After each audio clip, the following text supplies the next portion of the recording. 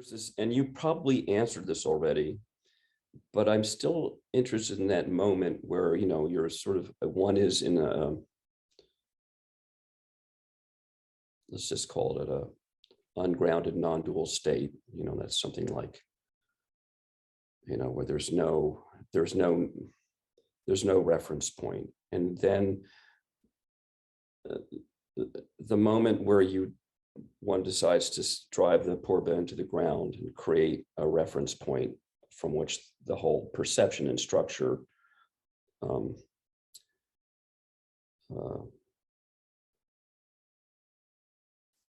materializes in a certain way, from a certain way in which this non-dual state has a certain reference point in this world, I guess.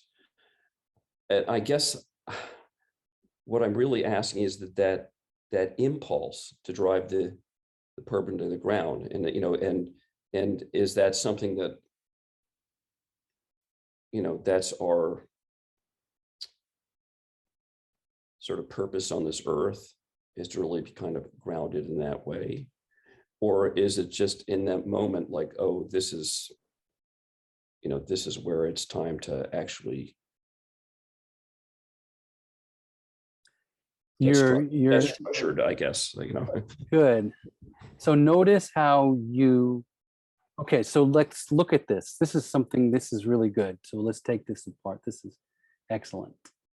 So this is something we, you know, like,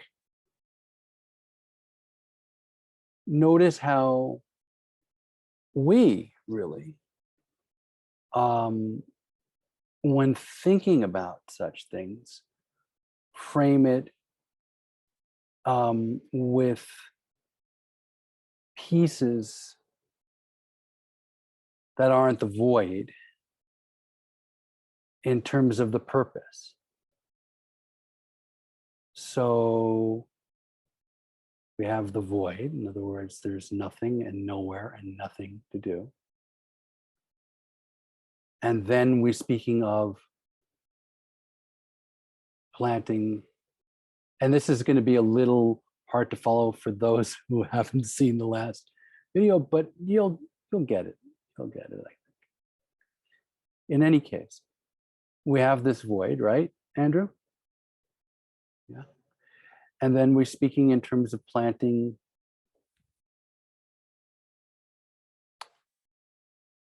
a purba, or an axis, creating an axis.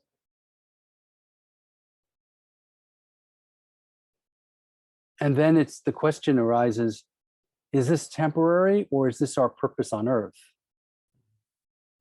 And basically you're bringing in time and you're bringing in earth that don't exist in such a void.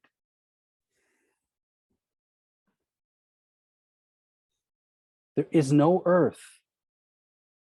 There is no past.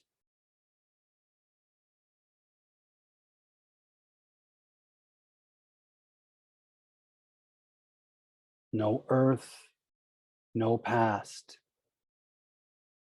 Earth is a conceptual agreement that you let go of if you are to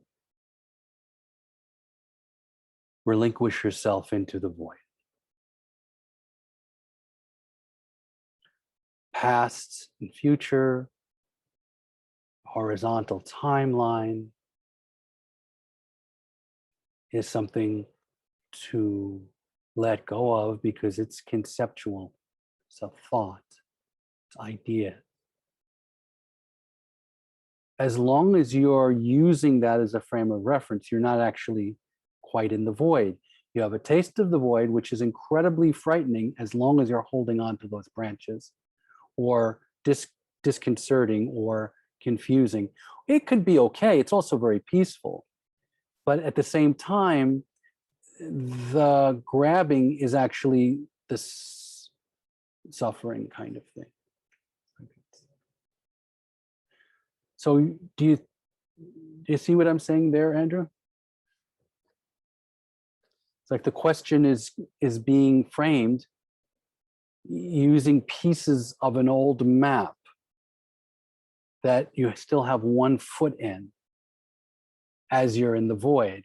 So you're not quite in the void. It's kind of one of those Bugs Bunny cartoons where, you know, the guy's off of, over the cliff, but his foot is still, one foot is still on the on the ledge. So, you know, the artists draw him in such a way that he can still be there before he falls. But it's like, but truly letting go. Imagine if you were like one of those Bugs Bunny or Wile E. Coyote cartoons where you fall off the cliff, but imagine now that the artist decides he's never going to draw the ground, and you just fall and fall. And you would go through all kinds of emotional states because you're falling until you look down and recognize that there's no ground. And then you pass the cliff. Now you look to the right and the left, there's no cliff. And you look above and the earth is just. And now, how are you even falling? You just are.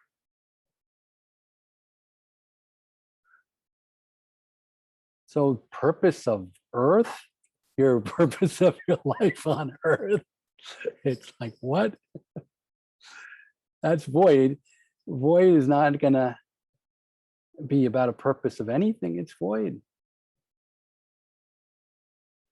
Do you follow there?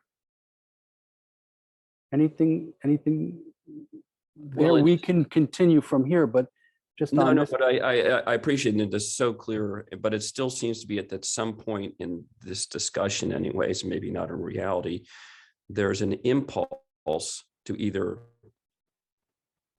let go and jump off the cliff, or to be in the void and to stake your purba for whatever reason. I mean, there's this impulse either way, you know, and what is the impulse of? Is it the impulse of the void? Now, it gets very tricky here. But to make distinctions is helpful. So we just made the distinction with Victor of the light, which is everything. You could say the ocean in which waves are, right? And void. There's this other words, we use words like from Hinduism again, there's this word Kali, and the male form is Kala. And it's sometimes called time, but it's more often called black. It's the great black in which everything is arising in. And the great black in which everything is arising in is indifferent to what is arising in the waves of the ocean. The ocean is the power of the void. In other words, Shakti means power. It's the power of the void. And within the power of the void, within the energy of emptiness, arise forms. The yearning, the desire, the impulse arises. You could say it arises within the wave. It arises within the pattern of energy, which is this body and this mind, or this soul, this being, this particular being. And this particular being, this particular wave, arises in the light or the full energy or the goddess or the ocean. So it's the impulse of the ocean. The unmoving, unchanging void the only way it's the impulse of the unchanging, unmoving void is as the ocean. So it's, if you're going to be distinguishing, and it's very tricky here. I fully acknowledge that. This is the territory from which the highest sages have their discussions. Is the movement of Shakti the movement of Shiva? Yes and no. Shiva himself is never moved, and yet his own energy is constantly moving. And the language for that is vibration. You know this in Kashmir Shaivism. It's interesting. The language is, the word is spanda, and I've heard that the best way to literally translate that is little movement. So it's like, this is big movement. This is little movement. It's also translated as vibration or throb or pulse. So if you can imagine the ocean pulses, I mean, think of even the physical ocean, it's a good metaphor. The ocean of light pulses. And so because it pulses, waves are created within the ocean. And those waves interact and solid forms appear as a result of the interactions between the energy, the different waves of energy within the power of consciousness. So you could say it's all consciousness, even the energy and the waves and the forms that are created. You could say it's all consciousness, and that would be correct. But if we're going to distinguish between unmoving, unchanging consciousness, void, and you're going to be between that and the energy that is moving and vibrating, it's the distinction between Shiva and Shakti ultimately, you know. If you're going to make that distinction, then the impulse that we're speaking of to have some sense of direction arises in one of the waves of the energy of being of the goddess, right? So if you're in touch with the void, there's no movement or change there. But the activity, you can be in touch with the void and also in touch with the activity of the movement, right? So I say you, what am I speaking of? We went there last time, 2 weeks ago, when we spoke about Ramana Maharshi and him saying, who is it that's wanting to plant a purba? Who is that? Because if you, or who is it that wants to be in alignment? That's where the conversation started. You said, I want to be in alignment. It's like, alignment with what? The thing about vibrations is they're constantly changing. So everything that appears as forms are made of vibrations that are constantly changing. And they're made of vibrations, so they're not going to be around forever.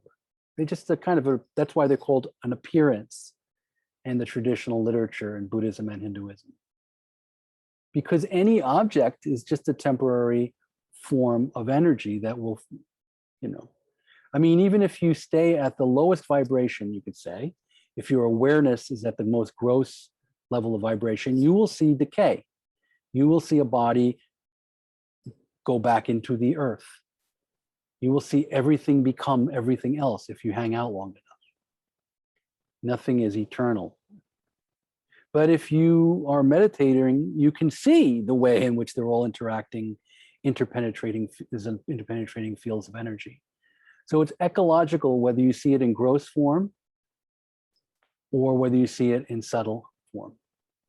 Meaning ecological means it's all an exchange. It's just one in an exchange. And what does that end up looking like? That ends up looking like a little movement. Ultimately, you could see from the position of the void, nothing, even the goddess is not really moving. All that's happening is she's vibrating.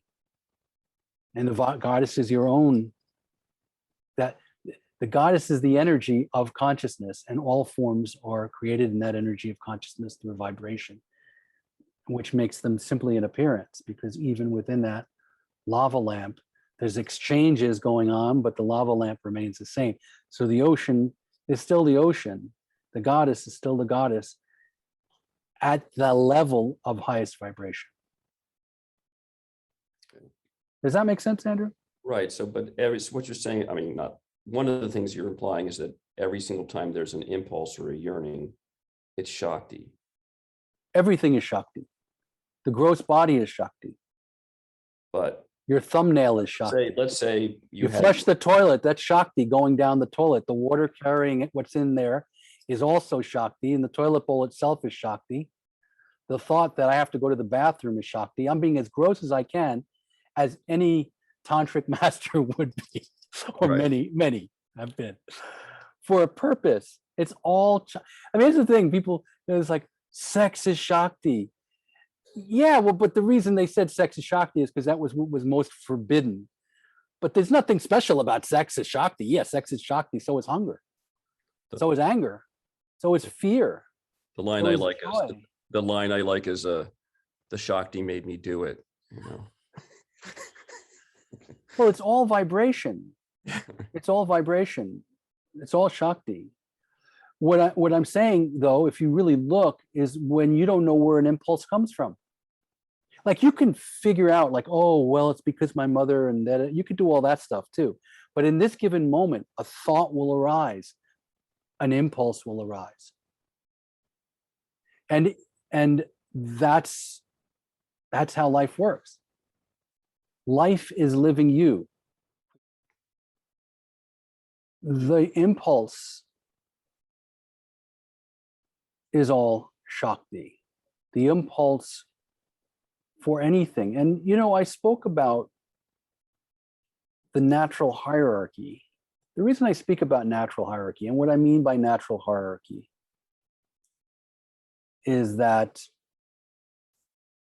what is most wished for is expansion. I'm making that claim. It's the claim of most of the mystics. And particularly those who are speaking in terms of vibration. It's a way of saying that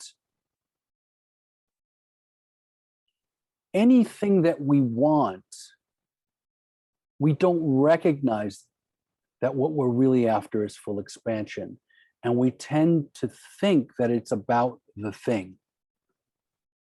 Papaji used to talk about it like he said, you know, people think they want a car, but you look at what a new car, but you look at what a new car is. It's got rubber, and it's petrol or gasoline, and it's metal. But he said what it is actually, you want a desire, you have a desire for something that will make you feel a certain way. And you have this desire, and you have this, and you want it, and you want it, and then you get what you wanted. And now you don't have to desire anymore. It's right there. So the letting go of the desire expands your feeling sense. And that's what satisfaction is. That's what relief is. This is true of everything, pretty much. And that release of desire feels great. But very quickly you go, oh, the desires return again. And then the car is not good enough in some way, or if it's good enough, it's just not doing it for you. You need another one, a better one, a shinier one, a more expensive one, or a younger one. You just need a whatever. And that's the cycle of, you know, samsara, which means, when it's usually translated cyclical existence, I like the translation going round in circles better, because it's really what it is. You're just running around in circles, chasing this or that thing. Now, spiritual practitioners, we tend to chase states, but we assume that they're connected to certain things. If we recognize what we're really after is full expansion, and just go for full expansion in terms of the feeling states, then you could say we recognize what we really want is God, ultimately. And all of these things that we like, they're forms of God, but we shouldn't be too entranced with the form, because the form is going to disappoint. Now, it gets tricky because you want to honor the form. You want to honor the form. The form, after all, is Shakti too. But if you grasp at the form, if you try to possess the form, if you want the form to stay in any way, that's suffering. Because it's made of energy, after all. And energy moves. It's made of a vibration. And I say it. You could say he. You could say she. Because this is true of relationships as much as anything else. Yeah? So the placing of the purba in the ground is predicated on the recognition of the void. Like if they're really, see, as long as you believe in a map unconsciously, right? You know, the map that we receive from our general society, which also, by the way, is vibration. Even the thoughts that people are exchanging about what's true is vibration. So if you were in the Middle Ages, you'd literally be living in a different universe, literally. In other words, you'd walk around and people would say things and have totally different assumptions. Totally different. Like they talk about spirits or saints and God, and they talk about, you know, wood nymphs and leprechauns and all kinds of weird stuff that, and they would talk about it, you know, like as if, you know, this is a thing. The same way that people talk about like inner children now. Like you could just see somebody from the future going, I went there and they thought there were inner children inside of them, making them do things. Like, oh my God, what a weird world. I couldn't have a conversation with certain people because they kept talking about their inner child. I mean, I'm just making one up, but there's many. There's so many. You don't even have to go on the internet. You could just, because it's the world that we're living in is like, or put it this way, the maps are fundamentally mental. The way we know where we are and what everything is are intersubjective. They're group minds. And people then have wars, holy wars, because one group mind seems very different than another group mind. And I'm not just talking about religion. So it can't be like reduced to religion or politics or anything. It's literally a larger meta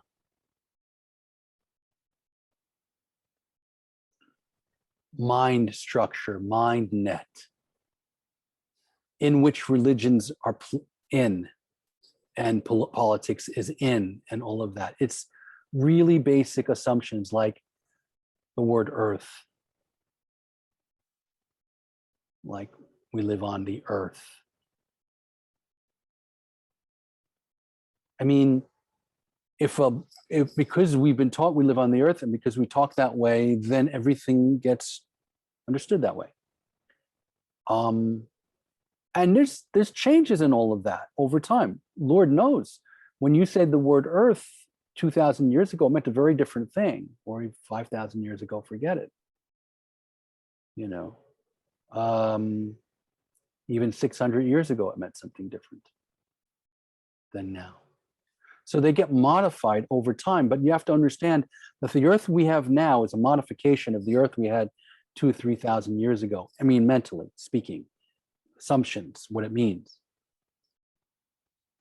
So it's a continuity of an illusion.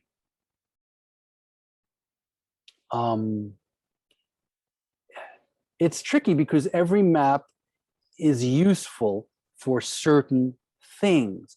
And that's why, like I said 2 weeks ago, that it will prove itself to you. Like you will walk into the solid object over and over again because there is usefulness to them, but they're ultimately not real, they're conceptual.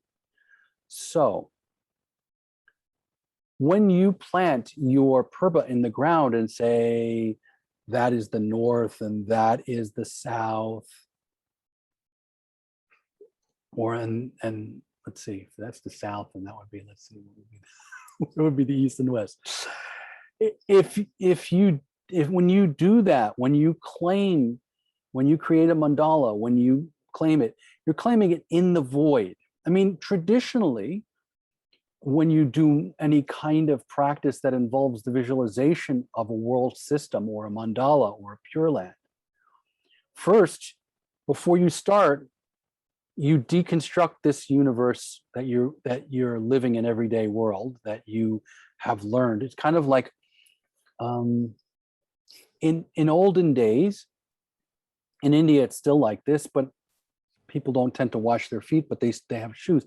In olden days, you used to be out barefoot and you got dirt on your feet. And when you went into someone's house, you washed your feet just at the doorstep and you can walk around the house after that. So it's sort of like you go out and you live in a world full of human beings and TV and video, and now it's YouTube's and the videos in the computers and the internet, in which certain assumptions about reality are. So you sit down to meditate, you wash your feet, you cleanse yourself, you let go of all the concepts regarding what's arising. The more, the better.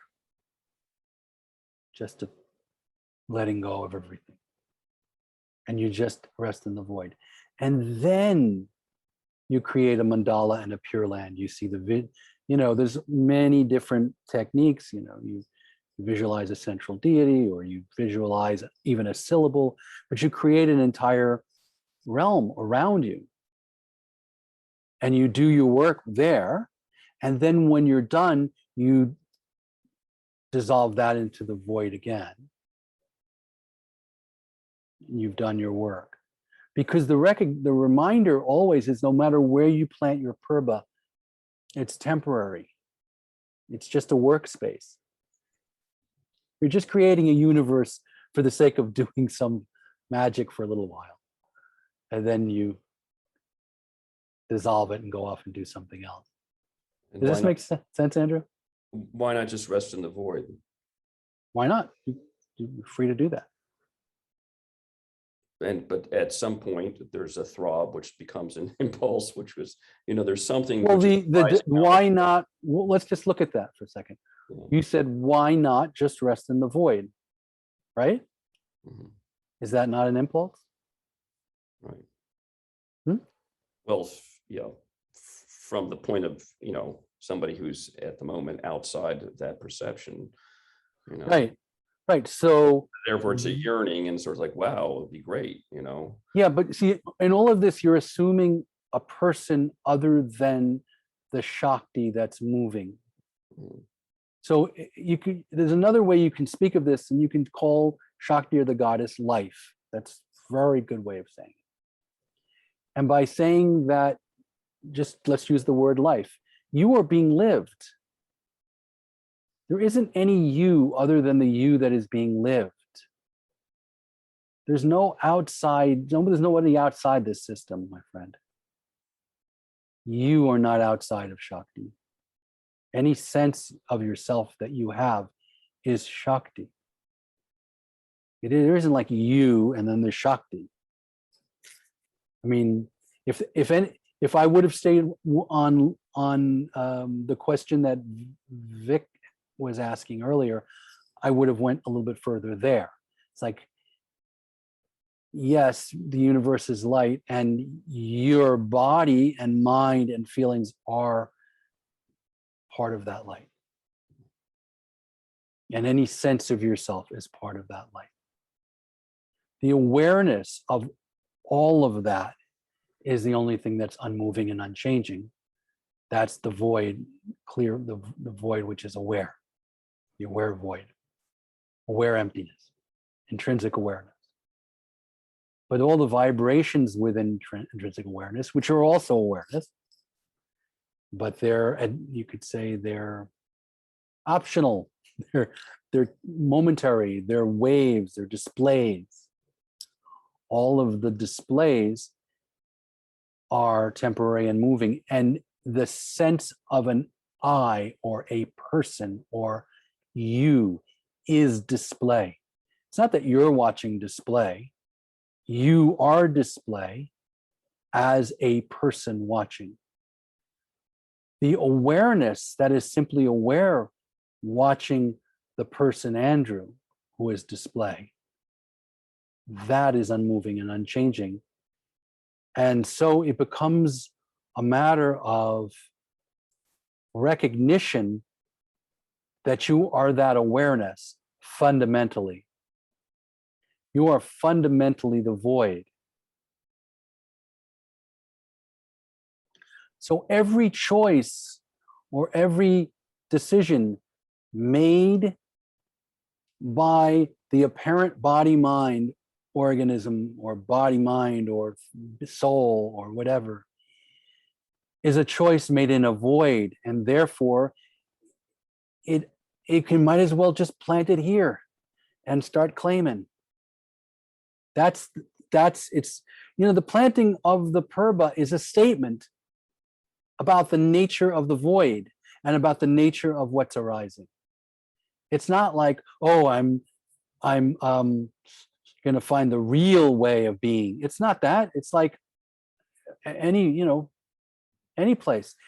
It's very, in a certain sense, it can look like, wow, look at what this important thing I'm doing. I'm planting this and all of that. And that's true because the whole act is sacred.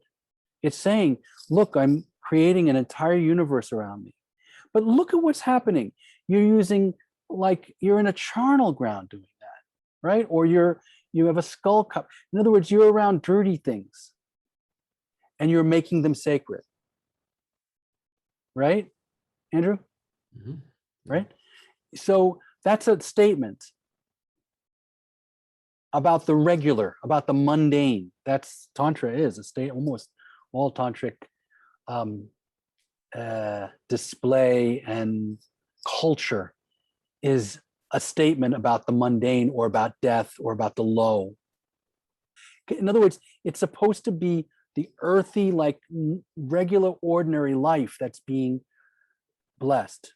I hope I'm not triggering people and pushing buttons. I'm sure I am, but that's what the texts say. And I'm trying to make the point that the whole thing is about the sacralization of the mundane, right? The whole tantric approach.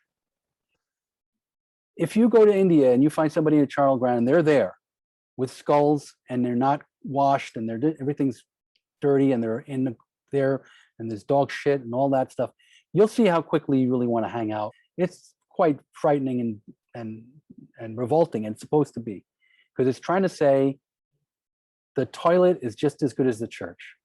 Gee, this is really going to trigger people on YouTube. But it's trying to say everything is Shakti, right? It's not, and the toilet is the toilet and the church is the church, but you should understand everything is Shakti. The other thing is it's trying to say,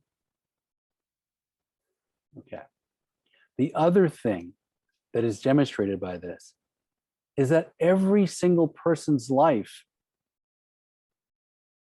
is just as valuable and good as every single other person's life.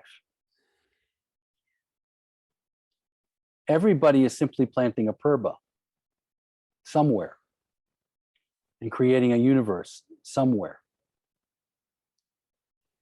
Some of them are mandalas that are filled with suffering because people are trying to grasp outside, and there's confusion and there's ignorance of the void and all of that. That's true. But nevertheless, where you plant your purba, even with your wisdom, is just as arbitrary as where they're planting their purba, because it's just Shakti. And you can't tell from outside appearance, actually, how much awareness there is of the void. So you don't know really where anybody's at.